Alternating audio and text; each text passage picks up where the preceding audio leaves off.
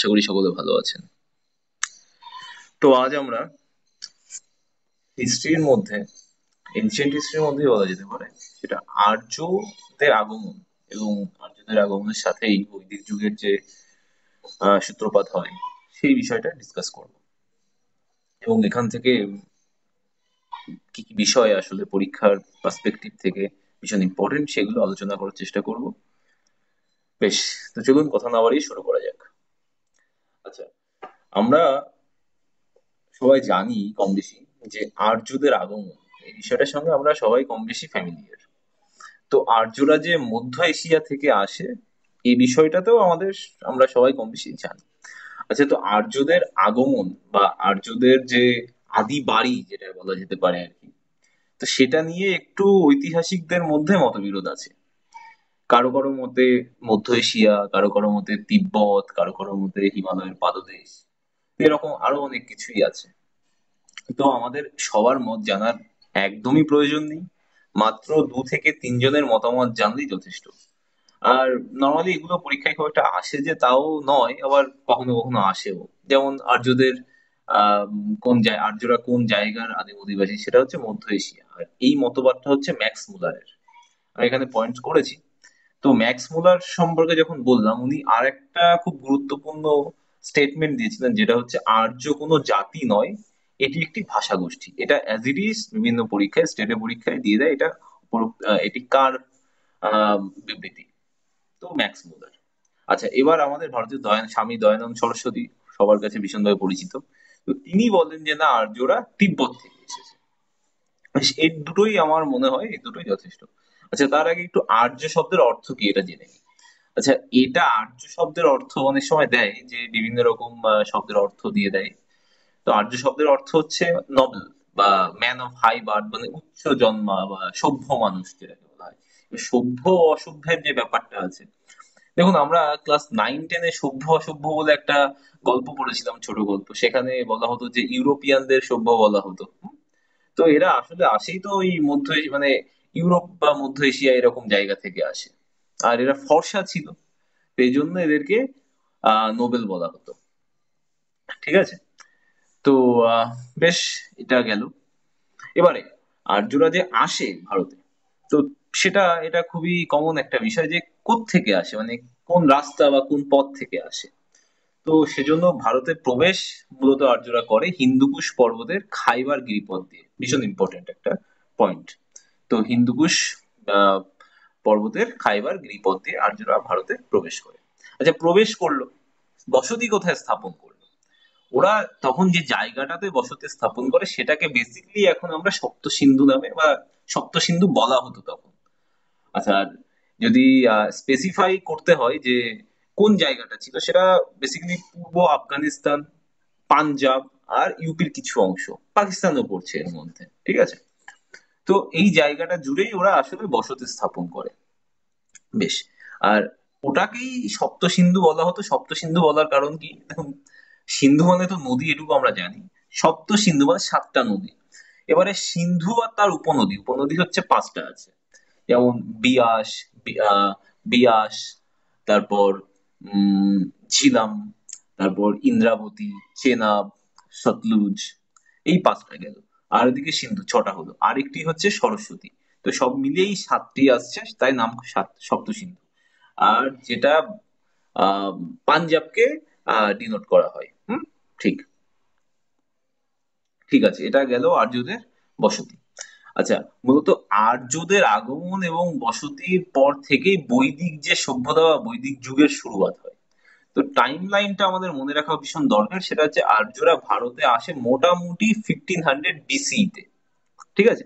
মোটামুটি 1500 BCE তে আসে, এবং তারপর ওদের একটা নতুন সভ্যতা তৈরি হয়, এবং সেখান থেকে সেটাকে আবার ডিভাইডও করা হয়েছে, মানে আর্লি ভেদিক এজ আর লেটার ভেদিক এজ, সেগুলোতে আমরা আসছি। তার আগে একটু বলে দিই এই আর্যদের সম্পর্কে। আহ আর্য কথার অর্থ আমরা জানতে পেরেছি, কিভাবে ভারতে এসেছে সেটাও জানতে পেরেছি, এসে কোথায় বসবাস করলো সেটাও জানতে পেরেছি। আচ্ছা, এবারে কি, আর্যরা এদের প্রধান জীবিকা ছিল, মানে চলতো কিভাবে, যে পশুপালন করে, কৃষিকাজ নয়। এটা আমরা অনেকেই ভুল করে ফেলি, কারণ এটা খুব কমন, একটা খুব সহজ দেখতে লাগে যে আর্যদের প্রধান জীবিকা ছিল। এবার মেজরিটি আপনি যতই আম, ইতিহাসের এই পোর্শন গুলো, সভ্যতা গুলো পড়বেন, দেখবেন ম্যাক্সিমাম সবাই কৃষিকাজ, এগ্রিকালচার থেকেই শুরু হয়। তো এটা কিন্তু ওদের এগ্রিকালচার ছিল না, ওদের ছিল আহ পশুপালন। আর আর্যরাই প্রথম ভারতে যারা লোহার ব্যবহার শুরু করে। এবার এটা যদি মনে রাখা যায়, তো আর একটা কোশ্চেন ভীষণ ভাবে পরীক্ষায় খুব কমনলি দেখা যায়, এটা হচ্ছে সিন্ধু সভ্যতার মানুষ নিম্নোক্ত কোনটির ব্যবহার জানতো না। এবার আর্যরা যেহেতু প্রথম লোহা আর ব্যবহার শুরু করে, তো সিন্ধু তো লোহার মানে আর্যদের আগেই ছিল সিন্ধু সভ্যতা, আর্যরা আসার আগেই তো সিন্ধু সভ্যতা ছিল। তার মানে ওরা লোহার ব্যবহার জানতোই না। দেখুন, দুটো জিনিস হয়ে গেল, একটা হচ্ছে আর্যরাই প্রথম লোহার ব্যবহার শুরু করে, আর সিন্ধু সভ্যতার মানুষেরা লোহার ব্যবহার জানতো না। বেশ, এটা খুব ইম্পর্টেন্ট একটা ফ্যাক্ট। আচ্ছা, এবারে কি হয়, এই আর্যরা একটু গল্পের মতো করে আমি বলে দিই, তাহলে একটু সুবিধা হবে। আচ্ছা, আর্যরা যখন আসে, তো এসে ওরা বিভিন্ন রকম গোষ্ঠীতে ভাগ হয়ে যায়। হুম? আহ, যখন অনেক লোক বসতি বেড়ে যায়, তো বিভিন্ন গোষ্ঠীতে ভাগ হয়ে যায়। এবার গোষ্ঠীর মধ্যে একটা গোষ্ঠীর যে নায়ক ছিল, সেটা ছিল ভরত নামে এক ভদ্রলোক আর কি। ভদ্রলোক না, হ্যাঁ ভদ্রলোকই বটেই। তো আহ ভরত নামের একটা লোক ছিলেন, তিনি একটা গোষ্ঠীর হেড ছিলেন। এবার তিনি খুব পাওয়ারফুল ছিলেন। পাওয়ারফুল থাকলে এবার অন্যান্য এরকম আরো 10টা গোষ্ঠী বা 9টা গোষ্ঠী একসাথে একটা জায়গাতে যুদ্ধ করে, যেটাকে আমরা ইতিহাসে 10 রাজার যুদ্ধ বলে খুব ভীষণভাবে পরিচিত, ফেমাস। এবং একটা নদীর তীরে হয় এটা, সেটা হচ্ছে রাভি নদী। এবং তৎকালীন সময়ের নাম ছিল পুরুষানী নদী। এবার নদীর যে বৈদিক যুগে নদীর নাম আর বর্তমান নদীর নাম, এটা একটা ভালো হট টপিক। এটা নিয়েও আমরা আলোচনা করব লেটার অন, পরবর্তীতে।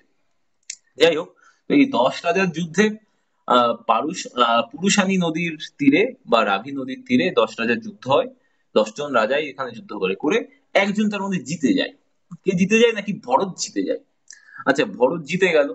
ভরত জিতে গিয়ে তারপর কি করে, পুরু বলে ওখানকার যারা হারে তাদের মধ্যে আবার তো একজন শক্তিশালী ছিল, যারা হেরে গেছে কিন্তু সে আবার বেশ শক্তিশালী ছিল, তার নাম ছিল পুরু। এবার এই ভরত বলে কি, আচ্ছা ভাই তুমি বেশ পাওয়ারফুল আছো, আমরা দুজন একসাথে মিল হয়ে যাই। এবার ভরত আর পুরু একসঙ্গে মিলে তৈরি করে কুরু বলে একটা রাষ্ট্র। ঠিক আছে, সেখান থেকে আসলে আমরা ওই যে যদি মহাভারতে চলে যাই, যে কুরু রাষ্ট্র ছিল, ধৃতরাষ্ট্র। তো এরকম ব্যাপারটা আসে, তার সাথে একটা লিঙ্ক আছে। দেখুন, এগুলো সব বইতেই লেখা আছে, ঠিক আছে, আমার সোর্স অফ ইনফরমেশন অনলি বুক। আমি ইতিহাসের যে খুব গবেষক বা অনেক কিছু রিসার্চ করে এসব পেয়েছি তা নয়, কিন্তু 4-5টা বই পড়লেই আমরা জানতে পারবো। যাই হোক, তো আর এই ভরতের নাম অনুসারেই তৎকালীন সময়ে ভারতবর্ষ নামটা হয়। তো ভারতবর্ষ নাম হওয়ার এটা একটা কারণ, যে রাজা ভরত ছিলেন, তার নাম অনুসারে হচ্ছে ভারতবর্ষ। আচ্ছা, আর একটু বলে দিই, এই রাজা ভরত কিন্তু রাম লক্ষ্মণের ভাই ভরত নয়। ঠিক আছে, কারণ সেটা অন্য যুগের ব্যাপার ছিল। যদি হিন্দু মিথোলজি অনুসারে তো অন্য যুগ। 4টে যুগ আছে, যাকে ওসব পরে হবে এক সময় আলোচনা। বেশ, এখন আমরা ডিরেক্টলি বৈদিক যুগে চলে আসি, আর এর মধ্যে থেকে জানার কিছু নেই। আর আমার মনেও হয় না যে ভরত থেকে ভারতবর্ষে এসে এটা কখনো পরীক্ষায় আসবে। এটা একটা গল্পের ছলে আমি বলে দিলাম, কিন্তু 10 রাজার যুদ্ধটা খুব ইম্পর্টেন্ট। আর 10 রাজার যুদ্ধটা কোন নদীর তীরে হয় সেটাও খুব ইম্পর্টেন্ট। সেটা হচ্ছে পারুশানী নদীর তীরে। আর যেহেতু অতটুকু পড়ছি, তাই এটুকু জেনে নিলাম এক্সট্রা কি আছে, ভরত ওই যুদ্ধে জিতেছিল। আর ভরতের নাম থেকে ভারতবর্ষ। বেশ, ভেরি ওয়েল। আচ্ছা, এবারে কি আমরা ডিরেক্টলি বৈদিক যুগে চলে আসি। বেশ, আহ তা যদি না হয়, তো আর একটা ইনফরমেশন আমার খুব ইচ্ছা করছে, যদিও এটাও গল্পের মতো। ঠিক আছে, সেটা কি হয়, নাকি আর্যরা যখন ভারতে আসে, তখন ভারতে তো কিছু মানুষ ছিল। ভারত যে একদম ফাঁকা ছিল বা শুধু পশু পাখি ছিল এরকম তো নয়, ভারতেও কিছু মানুষ ছিল। এবার কি, আর্যরা খুব ফর্সা ছিল, দেখতে সুন্দর ছিল, তাই ওদেরকে সবাই নবেল বলতো। আর ভারতের যারা আদিবাসী ছিল, তাদের একটু গায়ের রং কালো, দেখতে আহ, জঙ্গলি টাইপের ছিল। এবার এই জন্য এদেরকে সব দস্যু বলতো, দাস বা দস্যু। এবার এদের সাথে যখন আর্যরা এলো, এদের সাথে যুদ্ধ টুদ্ধ হয়। এবার আর্যরা শুধু দেখতে সুন্দর ছিল না তাই নয়, আর্যদের কৌশলও খুব ভালো ছিল, যুদ্ধ টেকনিক বা ওদের অস্ত্রপাতি, ঘোড়ার ব্যবহার ওরা জানতো, ঘোড়া চালাতে জানতো। এই জন্য ওদেরকে ওই দস্যু বা দাসদেরকে হারিয়ে দেয়, এবং কিছু লোক থেকে যায়, সবাইকে তো তাড়িয়ে দিতে পারে না, কিছু লোক থেকে যায়, তারাই আস্তে আস্তে দাস হিসেবে পরিচিত হয়, এবং পরবর্তীতে তারাই শূদ্র যে বংশজাত, সেটা লেটার ভেদিক পিরিয়ডে শূদ্র যে গোষ্ঠীটা বা হ্যাঁ ওটাই তৈরি করে, বর্ণটা তৈরি করে এই দাসেরা। আচ্ছা, বেশ। আর একটা বিষয় যে আর্যরা আসার আগে আমাদের বিশ্বাস করা হতো যে ভারতবর্ষের মোটামুটি উত্তর এবং উত্তর পশ্চিমাঞ্চলে কিছু লোক বসবাস করতো, এবং তারা দ্রাবিড় সভ্যতা নামে, তাদের যে সভ্যতাটা ছিল সেটা দ্রাবিড় সভ্যতা নামে পরিচিত। তো এটা একটা ফ্যাক্ট। এবার আর বেশি বাড়াবো না এই বিষয়টা নিয়ে, আমরা চলে আসবো ডিরেক্টলি বৈদিক যুগে। তো বৈদিক যুগের বেস আসলে বেদ, ঠিক আছে? বৈদিক যুগটারই বেস হচ্ছে বেদ, মূল ভিত্তি। তো বেদ শব্দের অর্থ কি? জ্ঞান। আর বেদের আরো দুটো তিনটে নাম আছে, যেমন কি বেদকে শ্রুতি বলা হয় আর অপৌরসেয় বলা হয়। আর শ্রুতি বলার কারণ কি, নাকি আহ এটা মোটামুটি শুনে শুনে আগেকার দিনে বেদ লেখা হতো না, সব গুরুদের কণ্ঠে শুনে শুনে, শ্লোক শুনে শুনে আর কি মনে রাখা হতো, তাই এর আর একটা নাম শ্রুতি করা হয়েছে। আর অপৌরসেয়, এটা করার অর্থ কি? অপৌরুষেয় কথার অর্থ কি, মানে পুরুষের সৃষ্টি নয়, এমন একটা কিছু যেটা পুরুষ সৃষ্টি করেনি, তাই নাম দেওয়া হয়েছে অপৌরুষেয়। এই দুটো বিষয় আমরা জানতে পারলাম, বেদের অপর নাম শ্রুতি এবং অপৌরুষেয়, এবং বেদের অর্থ কি? জ্ঞান। আচ্ছা, বেশ, এটা কমপ্লিট। এবার কি বৈদিক যুগে দুটো ভাগ করা হয়েছে, আর্লি ভেদিক এজ আর মানে কি বলো ওটাকে, আর্লি ভেদিক এজ মানে আর্লি, যাই হোক, আর্লি ভেদিক এজ হিসেবে আদি বৈদিক যুগ বলা যেতে পারে, হ্যাঁ। আর লেটার ভেদিক এজ মানে পরবর্তী বৈদিক যুগ। বেশ, টাইম লাইনটা যদি দেখি আমরা, মোটামুটি এটা 1500 থেকে 1000 BC অব্দি, আর ওটা 1000 থেকে 500 BC, কোনো কোনো বইতে 600 BC ও লেখা থাকতে পারে, অসুবিধা নেই। টাইম লাইন কখনো চায় না ডিরেক্টলি হয়তো। বেশ, এবারে আমি একটু ডিফারেন্সিয়েট করেছি, এবং ডিফারেন্সিয়েশন গুলো এক একটা পয়েন্ট, ওগুলোই থেকেই কোশ্চেন আসবে, আর কিছু না। ডিফারেন্স হিসেবে পড়লে আমাদের মনে রাখতে খুব সুবিধা হয়। আচ্ছা, আর্লি ভেদিক এজের যে মানুষেরা যে জায়গাটা জুড়ে বসবাস শুরু করে, সেটার নাম ছিল ব্রহ্মবর্ত। আর আমার কি মনে হয় ব্যক্তিগতভাবে জানেন তো, সেটা হচ্ছে আর্লি ভেদিক এজের মানুষরা খুব ভালো মানুষ ছিলেন, আর এখানকার কালচার খুব ভালো ছিল। আর যত দেরিতে হচ্ছিল, লেটার ভেদিক পিরিয়ডে যখন যায়, মানুষজন স্বার্থপর হয়ে ওঠে, টাকা পয়সার উপর লোভী হয়ে ওঠে, বিভিন্ন রকম রিচুয়ালস তৈরি করে পুরোহিতরা। তো আস্তে আস্তে জর্জরিত হয়ে যায় সমাজটা বিভিন্ন রকম ভাবে। তো এই জন্যই আস্তে আস্তে এই যুগটারও অবসান ঘটে একটা সময় গিয়ে। যাই হোক, আমরা এবার আলোচনায় ফিরি। তো আর্লি ভেদিক এজের মানুষ যে জায়গাটাতে বসবাস করে সেটা হচ্ছে ব্রহ্মবর্ত, আর সেটা ছিল বেসিক্যালি ওই যে সপ্ত সিন্ধু এরিয়াটাই। পরবর্তীতে যখন লেটার ভেদিক এজে যায়, প্রায় 500 বছর পর, হুম, তো সেখানে আরেকটু এগিয়ে যায়, মানে গঙ্গার যে গাঙ্গেটিক প্লেন, গঙ্গা যমুনা যে প্লেনস আছে, সেটা সেখানে অব্দি এগিয়ে যায়, এবং তার নাম দেওয়া হয় আর্যবর্ত। ঠিক আছে, আর্যবর্ত, আরিয়াবর্ত, এরকম কিছু। বেশ, এটা একটা ডিফারেন্স গেল, কোথায় সেটেল হয়েছিল আর্লি ভেদিক এজ আর কোথায় সেটেল সেটেল হয়েছিল লেটার ভেদিক এজের পিপল, আমরা সহজেই পেরে যাবো ব্রহ্মবর্ত, আর্যবর্ত। বেশ, এবার আর্লি ভেদিক এজের যে পিপলদের, এদের অর্থনীতি মানে বেসিক্যালি অর্থনীতি এদের ডিপেন্ডেন্ট ছিল আহ পশুপালনের উপর, কিন্তু অর্থনীতির নাম বলা হতো যে মিশ্র অর্থনীতি। ঠিক আছে, পশুপালন এবং কৃষি, কিন্তু প্রধান ছিল পশুপালন। কিন্তু লেটার ভেদিক এজে গিয়ে ওরা কৃষি ভিত্তিক অর্থনীতি হিসেবে পরিণত হয়, মানে সম্পূর্ণটাই কৃষির উপরই বেশি ডিপেন্ডেন্ট হয়ে পড়ে। ঠিক আছে, পশুপালন যে করতো না তা নয়, করতো, কিন্তু কৃষি ভিত্তিক, কৃষির উপর অনেক বেশি ডিপেন্ডেন্ট হয়ে যায়। আচ্ছা, আর আর্লি ভেদিক এজের প্রধান সম্পদ যেহেতু পশুপালন ছিল, তাই পশু থেকেই সম্পদের কিছু হবে। তো প্রধান সম্পদ ছিল গরু। আর আর্লি ভেদিক এজে যে মারামারি যুদ্ধ টুদ্ধ হতো, সবকিছুই গরুর জন্যই হতো। সবকিছু মানে আমি গরু ছিনিয়ে দেবো, টাকা পয়সা চাই না, গরু ছিনিয়ে দেবো। মানুষজন চায় না, গরু ছিনিয়ে দেবো। জায়গা জমি চাই না, গরু ছিনিয়ে দেবো। এই গরুই, যার কাছে যত বেশি গরু সে তত বেশি মানে প্রভাবশালী সমাজে।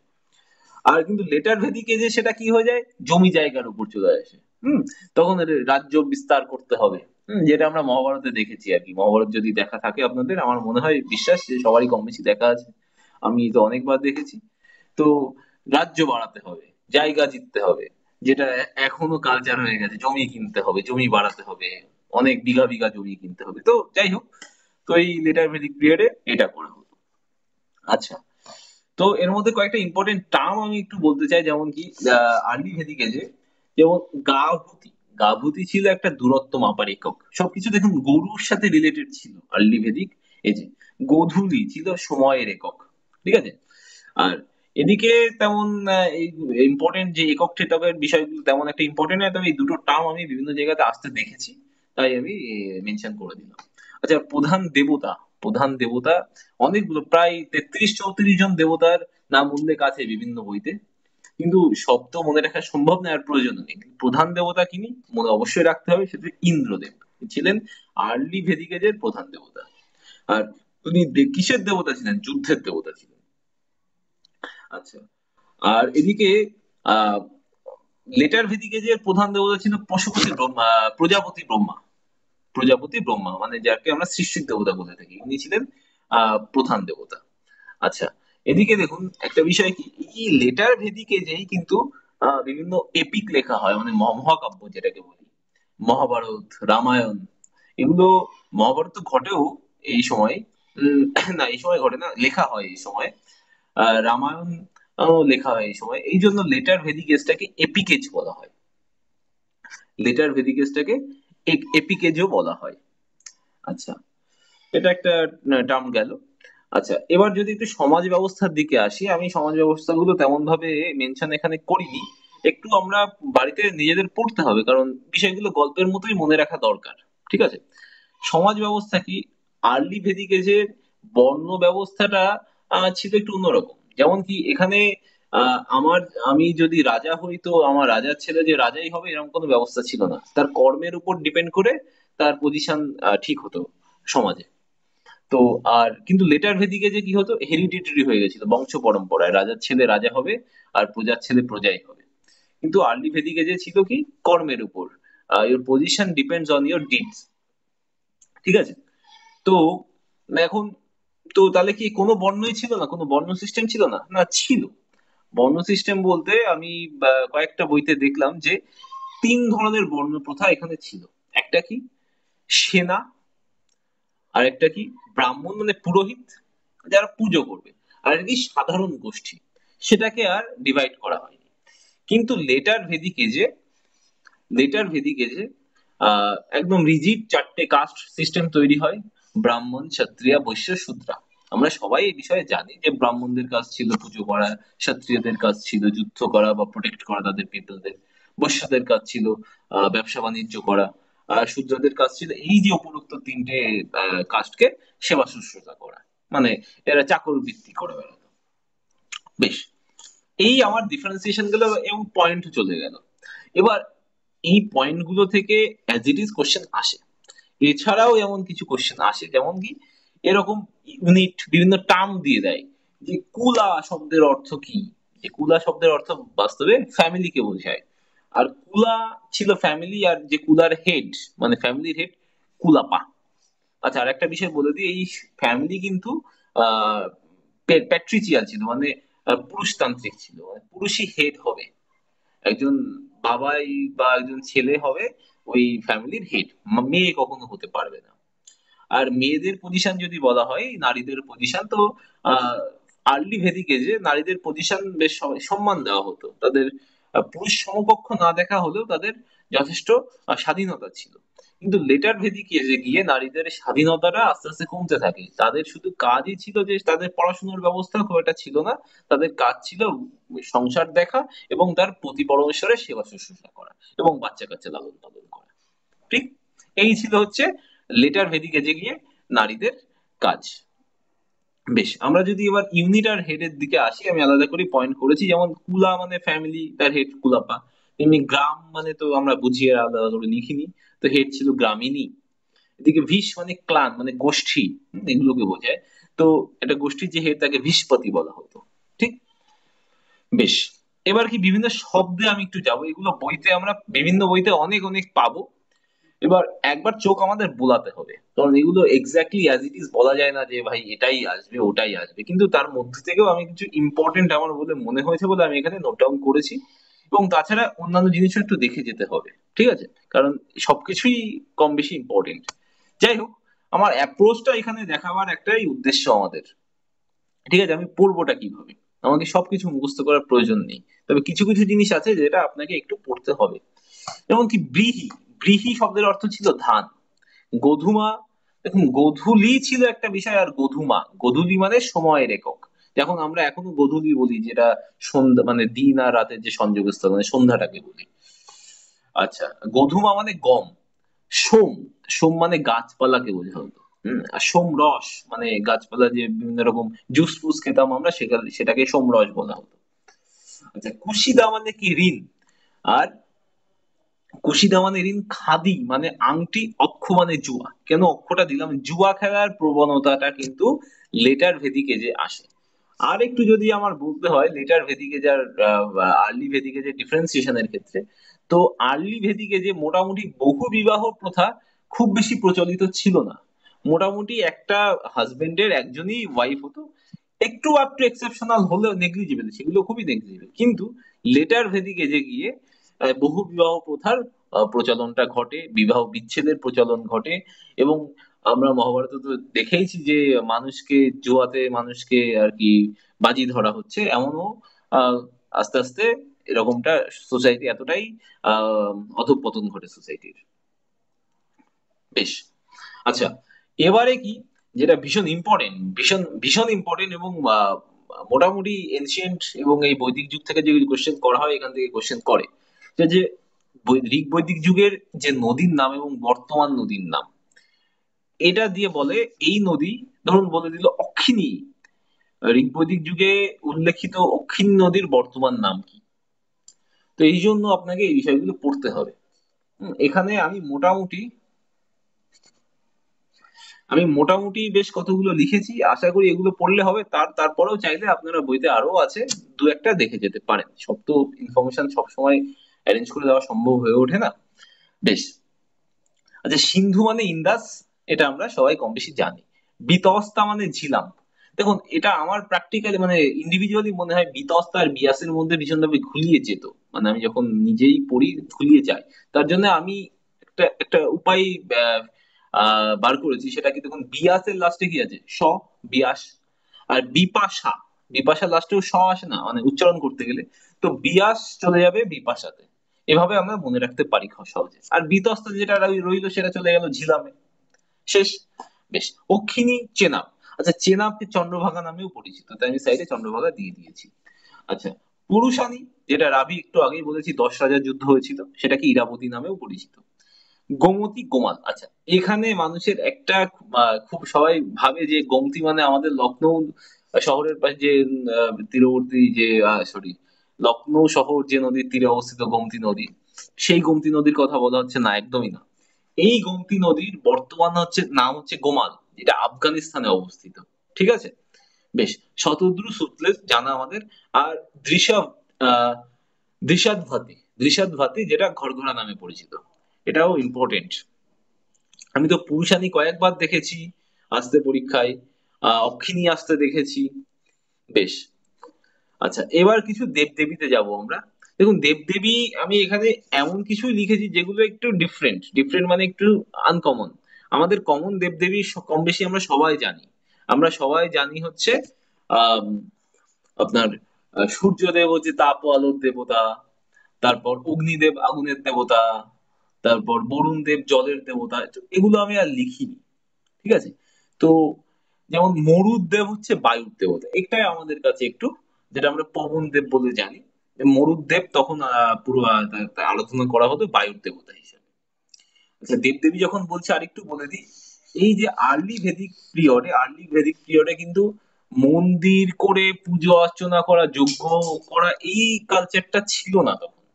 এই মন্দির বা এত খুব আড়ম্বর ভাবে পুজো যজ্ঞ সব করা, এগুলো আসে সব লেটার ভেদিকে যে, মানে পুরোহিতদের কারসাজি, সবই সব ব্রাহ্মণদের। ঠিক আছে। যদিও আই লাভ ব্রাহ্মিনস, তারপরও এগুলো পুরোহিতদেরই সব কারসাজি ছিল, চালাকি ছিল, ওনারাই এসব করে একটা বিরাট বড় যজ্ঞ টজ্ঞ করতেন, অনেক ব্যয় সাপেক্ষ হয়ে যায়। আসলে এইসবের জন্যই পরবর্তীতে জৈন ধর্ম বৌদ্ধ ধর্মের আবির্ভাব ঘটে। সাধারণ মানুষ আর মানে পেরে উঠছে না যে এত খরচা হচ্ছে শুধু ধর্ম পালন করতে গিয়ে, এই ধর্মই পালন করবো না, অন্য কিছু করবো যেটাতে খরচ কমে যায়। এই এই এই একটা কারণ কিন্তু বৌদ্ধ ধর্ম, জৈন ধর্ম এগুলো আসার। যাই হোক, তো তারপর আমরা যেটা আলোচনা করছিলাম, মরুত। মরুত মানে কি? বায়ুর দেবতা। সাবিত্রী মানে দেখুন, মাত্র বোধহয় তিনজনই দেবীর কথা উল্লেখ ছিল, যেটা এগুলো সবই বেসিক্যালি আপনার আম, আহ, ঋগ বৈদিক যুগের উপাস্য দেবদেবী। সাবিত্রী আলোর দেবী, অদিতি অমরত্বের দেবী, এবং উষা ভোরের দেবী। এটা আমাদের একটু মনে রাখতে হবে, মুখস্থ করতে হবে, কিছু জিনিস আছে। আমি মনে রাখতাম, আমার পাড়াতেই আমার পাশের বাড়ির ছোট মেয়েটির নাম হচ্ছে অদিতি। তা আমি যখনই ওর দিকে তাকাতাম তখনই মনে পড়তো, আচ্ছা অদিতি মানে অমরত্বের দেবী। এরকম কিছু নামের বিষয়গুলো আপনি যদি কাউকে দিয়ে সেট করতে পারেন, খুব ভালো হয়। বেশ। তারপর কি? পুষাণ। পুষাণ এটা আমি কেন লিখেছি? পুষাণটা কি? আমরা লেটার ভেদিক এজে গিয়ে জানতে পারি যে শূদ্রদেরকে মোটামুটি কোন রকম ধর্মীয় আচার অনুষ্ঠানে অ্যালাউ করা হতো না। তাহলে শূদ্ররা কি কোন রকম দেবদেবীর উপাসনাই করতো না? না, করতো। কাদের করতো? পুষাণ যে দেবতা ছিলেন তাকে উপাসনা করতে, এবং পুষাণকে তো তৎকালীন সময়ে গবাদি পশুর শুভাকাঙ্ক্ষী বা গবাদি পশুর দেবতা হিসেবে মানা হতো পুষাণকে। ঠিক। তো এই মোটামুটি আমাদের আহ বৈদিক যুগ পড়লে হবে, লেটার ভেদিক এজ আর আর্লি ভেদিক এজ। কিন্তু আসল একটা বড় চ্যাপ্টার আছে এর মধ্যে, বেদ। ঠিক আছে, বেদটা এর মধ্যে আমি ইনক্লুড করলাম না, কারণ তাহলে অনেক বড় হয়ে যেত, ভাস্ট হয়ে যেত। এত বড় ভাস্ট চ্যাপ্টার একটা সেশনের মধ্যে কমপ্লিট করা এবং সেখান থেকে তার এসেন্সটা নেওয়া, এটা খুব মুশকিল। তাই আমি সবসময় চাই যে সেশন গুলো 20 মিনিট, 18 মিনিট, 22 মিনিট, 25 মিনিটের মধ্যে রাখার, যাতে করে আপনাদেরও যদি কেউ দেখেন আর কি, তো আপনাদেরও ভালো লাগবে, আপনারা কিছু এখান থেকে নিতে পারবেন। ঠিক। বেশ। তো আজকের সেশন এই অবধি মোটামুটি আমি কভার করার চেষ্টা করেছি। আমি নিজেও এভাবে পড়াশোনা করেছি এবং করিও। এইগুলো করলে আপনাদের মোটামুটি একটা কনসেপ্ট তৈরি হয়ে যাবে, এবং তারপর সেলফ স্টাডি অবশ্যই করতে হবে, নিজেদেরকে পড়তে হবে। এইভাবে আপনারা নিজেরা নোটসও করে নিতে পারেন, করলে আপনাদের সুবিধা হবে আর কি। আর যদি কোথাও কোনো আমার ইনফরমেশন ভুল হয় দিতে, বা আপনাদের যদি কোথাও কোনো জায়গাতে প্রবলেম হয়, তো আমাকে স্বচ্ছন্দে কমেন্ট করতে পারেন, আমি উত্তর দেওয়ার চেষ্টা করব। বেশ। আর ধন্যবাদ সবাইকে। ভালো থাকবেন।